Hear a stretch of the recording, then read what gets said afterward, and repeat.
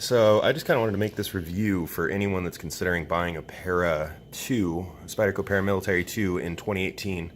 Um, I just got mine about 2 weeks ago.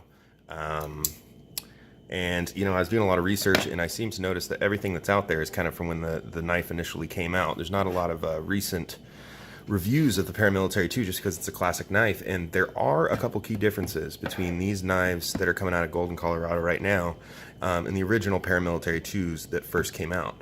The first and best difference, most of you, or some of you might already know about, these things, when they first came out, they shipped out of Golden with red Loctite on the pivot screw.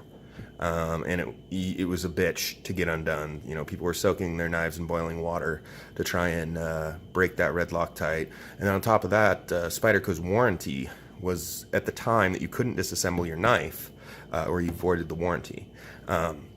Happy to report, as of 2018, this is no longer the case. Spyderco has changed their warranty so that appropriate disassembly and assembly of your knife does not void their warranty any longer.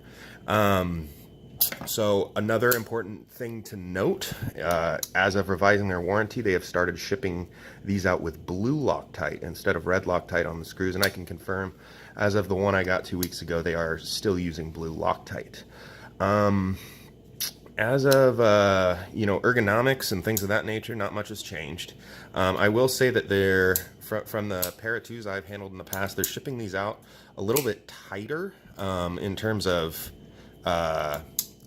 where the compression lock is going to let go of the blade as it goes back down. I'm sorry, guys. I'm not like a super technical knife guy. I don't know the exact nomenclature here, but it's in Para 2s I've handled in the past. You're kind of able to let the blade free fall there back down instead of having to do that. With this knife, it started out initially a little bit stiffer. It's starting to loosen up gradually, so I suspect down the road, that compression lock, by the way, is smooth as butter. It's just there's the tiniest bit of resistance, and I've probably only deployed this knife a few hundred times. As far as the lockup on the blade, it's completely secure. There's no blade play any direction. You got your nice knife markings there. As you can see, the blade, actually you can't really see, my camera's not that good, but the edge is very, very nice, and it's just super sharp. If you've never handled a Paramilitary 2 before, all I can say is that the ergonomics of this thing are just next level. The jimping on the back of the blade here, you cannot, once your thumb's set there, you can press as hard as you want. It's not going to move. And I'm not exaggerating. It will not move. This 50-50 choil here is just wonderful for getting up nice and close for whatever you're doing. Another thing I've noticed, and while not practically the best blade discipline per se, if you, as a bad knife user like me, tend to actually put your finger on the back of the blade at some points, which again I'm gonna go ahead and say on record is not the best blade discipline, but you can use this 50-50 choil here to really choke up and just get some really nice, precise, kind of shaving motions that are just angles of a degree. And you have a lot of strength in them. So the ergonomics of this knife are probably better than any I've ever handled in my life. The deployment is butter. They've started using phosphor bronze washers in here, which are just, over the original Paramilitary, which just makes all the difference in the world. I could deploy this thing with my eyes closed 10 times out of 10. The pocket clip. This is the only bad.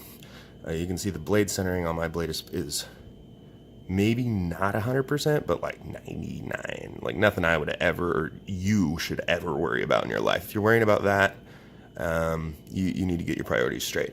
What I would worry about is the pocket clip. The pocket clip is the only place I would ever ding this knife.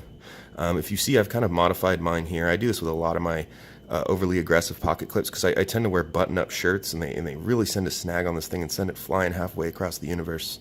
So what I do is make sure you take the clip off first. Don't do this against the scales of the knife. Take the clip off first. Take a pair of pliers with some masking tape wrapped around them, and you can kind of bend the tip to suit your your fancy there so it won't snag on anything. Again, I do this with a lot of my knives. One thing you have to keep in mind is when you put them back in your pocket, you're going to probably have to, manually yank that a little bit.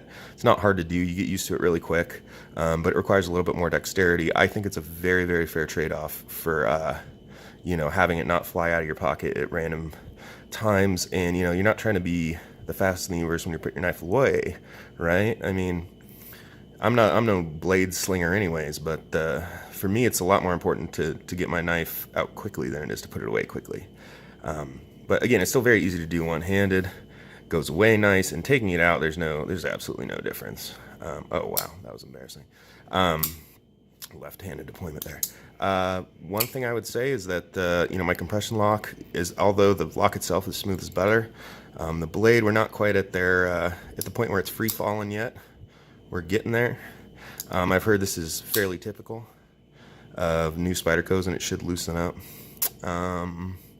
Yeah, that's about it. It's probably the nicest knife I've ever held in terms of ergonomics.